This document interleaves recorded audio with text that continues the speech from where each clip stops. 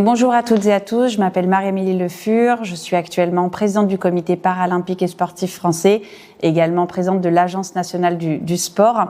Mon amour et ma passion pour le sport a débuté chez moi dès le plus jeune âge, puisque j'ai commencé l'athlétisme à l'âge de 6 ans, en montant assez rapidement effectivement des prédispositions dans certaines disciplines de ce sport, mais sans pour autant avoir l'ambition, la vocation à ce moment-là d'en faire mon métier ou de devenir une athlète de très haut niveau. Moi, j'avais plutôt l'ambition de devenir sapeur-pompier professionnel. Et à l'âge de 15 ans, ma vie va connaître un tournant très important puisque je vais être victime d'un grave accident de la circulation qui va m'amener à perdre une jambe. Donc, je suis amputée de tibiale depuis maintenant un peu plus d'une vingtaine d'années. Et à ce moment-là, c'est la découverte de la Fédération Handisport, c'est la découverte du parasport et par effet boule de neige, quelques années plus tard, la découverte bien évidemment des Jeux paralympiques.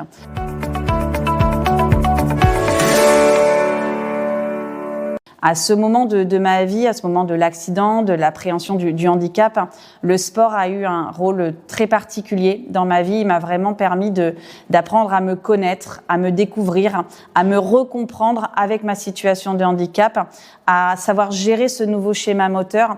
Et aussi, ça c'est absolument essentiel, il m'a permis finalement de tracer ma propre route et de ne pas être là où m'attendait la société, mais bien évidemment d'être là où moi j'avais envie d'être. Et le sport m'a permis d'avoir ces convictions et cette vocation-là. Après, il y a eu un parcours de sportif de haut niveau, puisque j'ai participé à 4 reprises aux Jeux paralympiques, de 2008 à 2021, 9 médailles aux Jeux paralympiques, 3 titres paralympiques. Et un titre qui a considérablement changé ma vie va être mon premier titre paralympique à Londres en 2012. Et à ce moment-là, dans l'année qui suit ces Jeux paralympiques, j'ai envie de continuer ma carrière, j'ai envie de continuer à conquérir des titres parce que je suis une femme de défi et de compétition, mais j'ai aussi envie de plus cette année-là, et ce plus, c'est l'envie finalement que mes titres soient utiles et obtiennent un rayonnement au-delà de ma propre personne sur un mouvement, sur les conditions de vie des personnes en situation de handicap, et plus spécifiquement sur le fait que des enfants en situation de handicap puissent connaître l'opportunité de l'épanouissement et de l'autodétermination par le parasport. Et donc à ce moment-là, je vais commencer à embrasser quelques mandats locaux, nationaux, jusqu'à l'élection à la présidence du comité paralympique en 2018. Et dans cette présidence, je suis toujours animée de cette même conviction qui est que nous devons agir collectivement, main dans la main, en transversalité, pour rendre possible l'accès au sport des personnes en situation de handicap. Parce qu'il est essentiel que ce sport fasse partie de leur parcours de vie. C'est un outil de rencontre à l'autre, de sensibilisation de la société, mais c'est surtout un outil de rencontre à soi qui permet de comprendre les compétences et capacités que l'on maîtrise, et donc comme ça de s'engager dans un processus d'autodétermination pour tout simplement être mieux en phase avec la société et ce qu'elle peut attendre de nous.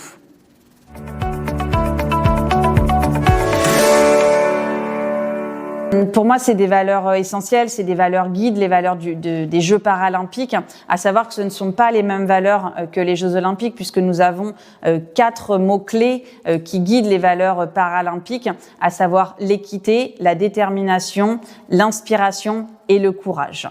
Donc, ces 4 valeurs, pour moi, elles résonnent un peu différemment les unes des autres. Si je devais en choisir 2 qui ont véritablement guidé mon parcours, la première des choses, c'est bien évidemment la détermination. Ma détermination, mais aussi la détermination de mon entourage, qui, notamment au moment de bascule où on connaît cette situation de handicap, va croire dans ce projet sportif et va déplacer des montagnes pour ouvrir ce champ des possibles. Et sans cette détermination collective sur un objectif commun, sur un projet commun, on n'aurait pas pu avoir ce retour au sport, on n'aurait pas pu avoir cette émancipation dans le sport. Après, la détermination, c'est bien évidemment aussi une des caractéristiques clés quand on veut réussir dans le sport de haut niveau, et ça a nécessité des ajustements, ça a nécessité des réorientations, ça a nécessité de passer au-delà des situations d'échec, et ça a été pour moi des choses essentielles de ma carrière sportive. La deuxième des choses, et mon parcours sportif a été à de nombreuses reprises irrigué par cette valeur, c'est la question de l'inspiration, la question des rôles modèles, bien évidemment de figures clés du mouvement sportif, ma capitaine en équipe de France paralympique, Patricia Marquis, aux Jeux 2008, qui m'a particulièrement marquée par son leadership, par son charisme, par les messages qu'elle m'a transmis et qui ont permis de forger la jeune athlète que j'étais à l'époque.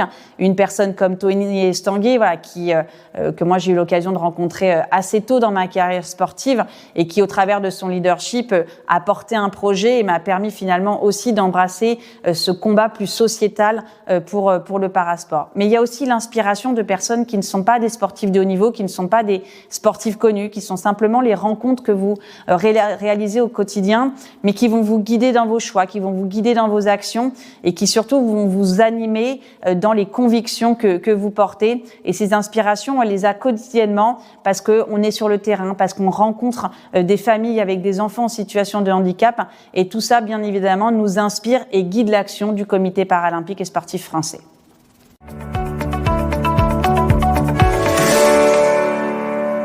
Alors, à titre personnel, j'ai un palmarès, j'ai des très belles réussites, mais j'ai aussi dans mon parcours sportif et personnel un grand nombre d'échecs. Et à un moment donné, en fait, ça fait partie de la vie, ça fait partie du quotidien, ça fait partie de tout processus de se dire que la non-atteinte d'un résultat, que possiblement un échec fait partie du parcours de vie, du parcours qu'on est en train de tracer.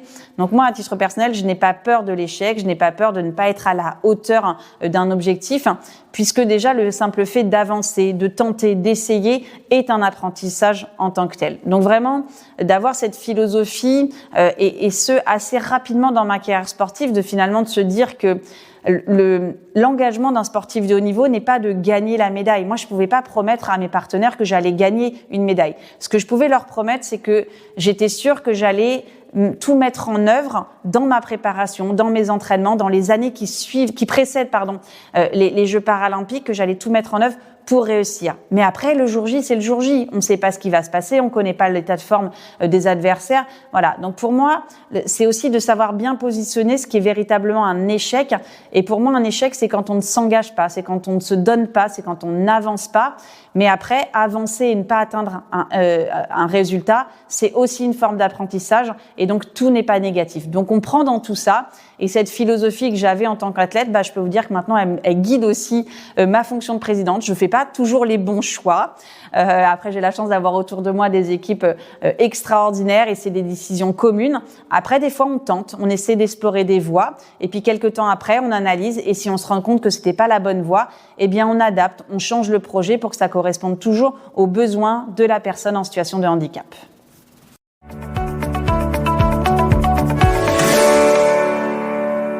J'ai un souvenir effectivement d'une solidarité essentielle qui a totalement changé ma trajectoire de vie, en tout cas dans ma carrière sportive. On est en fait à la finale du 100 mètres des championnats d'Europe, des championnats du monde, de 2011. Donc je suis en finale du 100 mètres et à ce moment-là, on rentre en fait dans l'épreuve parce qu'on appelle une chambre d'appel. La chambre d'appel, c'est un lieu où vous êtes convoqué 1 heure avant votre compétition et on va vérifier votre équipement. Vous allez finir votre échauffement avant de pouvoir rejoindre la piste et vous préparer à votre départ. Et dans cette chambre d'appel va se passer un événement totalement imprévu qui est que lorsque les juges vérifient mon équipement, ils identifient que mes pointes ne sont pas de la bonne largeur. En fait, je n'ai pas des pointes de sprint sur mes chaussures, j'ai des pointes de lancer. Moi, j'avais mis ces pointes parce que je les trouvais jolies. Voilà, grosse erreur de la sportive de haut niveau qui n'a pas identifié certaines choses et à aucun moment je m'étais dit que dans le règlement, il y avait en fait une largeur de pointe. Et donc à ce moment-là, le juge me demande si j'ai d'autres pointes et si je peux les changer. Et en fait, je lui dis mais dans votre règlement, nous n'avons pas le droit de rentrer en chambre d'appel avec des équipements qui permettent de changer les pointes. Donc à ce moment-là, le juge me retire ma chaussure, je passe dans la seconde chambre d'appel, rien ne se passe, ma chaussure ne revient pas, je sors sur le terrain, toujours rien ne se passe, je me mets à pleurer, je vais voir mon coach. Pour moi, en fait, la compétition est terminée. Et à ce moment-là, on est derrière la ligne de départ, moi je suis en pleurs et j'ai un juge qui vient me voir, qui me dit voilà, vous n'allez pas pouvoir prendre le départ parce que vous êtes en basket. Et moi je suis incapable de répondre à la situation. Et là, et c'est là où la solidarité rentre en jeu, c'est ma principale adversaire qui va prendre la parole et qui va lui dire que, en fait, si je n'ai pas ma chaussure à pointe, c'est parce que eux me l'ont confisquée, que eux ne l'ont pas rendue et que c'est une situation qui est totalement inacceptable. À ce moment-là, le juge est un petit peu perdu, il va vers la chambre d'appel, on me ramène ma chaussure à pointe, je peux prendre le départ, je deviens championne du monde, je bats le record d'Europe. Voilà. Alors même qu'en fait, j'aurais pas dû prendre le départ si mon adversaire, qui était mon adversaire allemande, n'avait pas pris ma défense. Et à la fin, je vais la remercier et tout simplement, elle me dit, mais tu sais, si tu n'avais pas été là dans cette course, j'aurais eu beau la gagner, la saveur de la médaille n'aurait pas été entière parce que j'aurais pas combattu avec toi. Parce qu'en fait, c'est aussi ça la beauté du sport, c'est que sur la piste, nous sommes des adversaires, mais en fait, dans la vie, il y a une profonde amitié, il y a un profond respect. On est là pour s'opposer les unes aux autres, mais dans la solidarité, dans l'amitié et aussi pour offrir tout simplement un spectacle aux personnes qui sont présentes.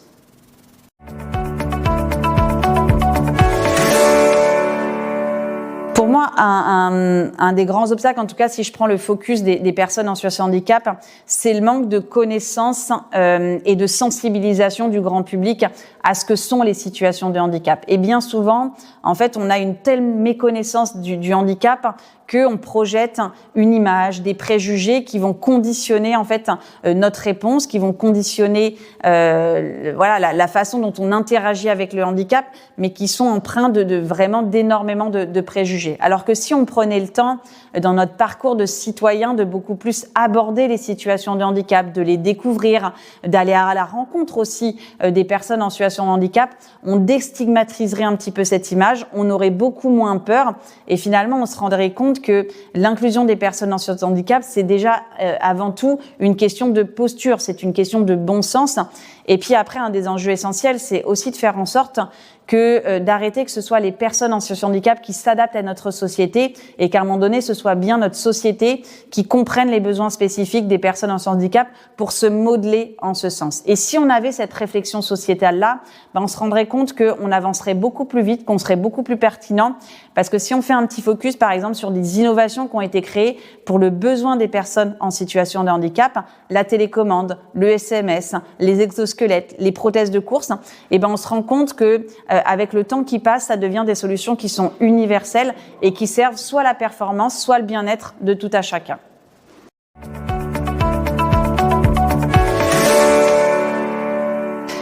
Déjà, c'est de peut-être dédramatiser la question du doute. Moi, je vais pas dire que au quotidien, j'ai pas des interrogations, j'ai pas des doutes.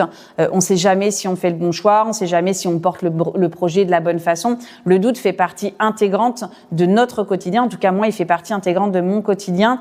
Et c'est justement un outil, parce que je l'ai compris, parce que je fonctionne comme ça, qui est pour moi un outil de protection. Le fait de douter régulièrement me permet de toujours me poser des questions et d'être toujours dans une itération de progression.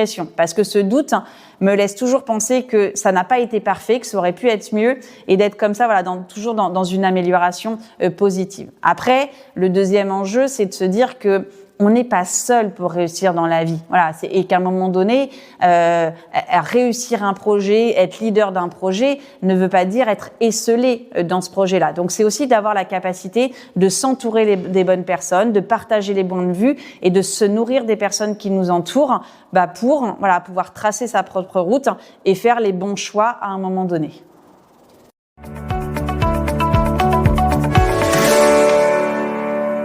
Là, je vais revenir sur une autre des valeurs des Jeux paralympiques, c'est la question de l'équité et vraiment de faire en sorte que notre société, elle soit plus équitable pour toutes les personnes. Et donc, c'est d'avoir une réflexion qui permet de mieux s'adapter à la singularité des besoins de tout à chacun, à commencer par l'école, dans l'aménagement public, au moment des études supérieures, dans l'emploi. C'est vraiment de retrouver finalement cette question de l'équité et de l'adaptation à la singularité, à tous les étages de notre société, parce que si on s'adapte à la singularité, ça veut dire qu'on a vraiment une inclusion au sens large avec un grand I dans notre société. Et donc, c'est des parcours de vie différents, c'est des points de vue différents, c'est des expériences différentes qui vont se retrouver au même endroit. Et ça va nourrir en fait une réflexion collective beaucoup plus intéressante que quand on est sur des parcours de vie qui sont un peu plus monotones, je vais le dire comme ça. Donc, de cette diversité des parcours de vie, dès l'instant que l'on sait s'y adapter et qu'on sait les mettre en condition de performance,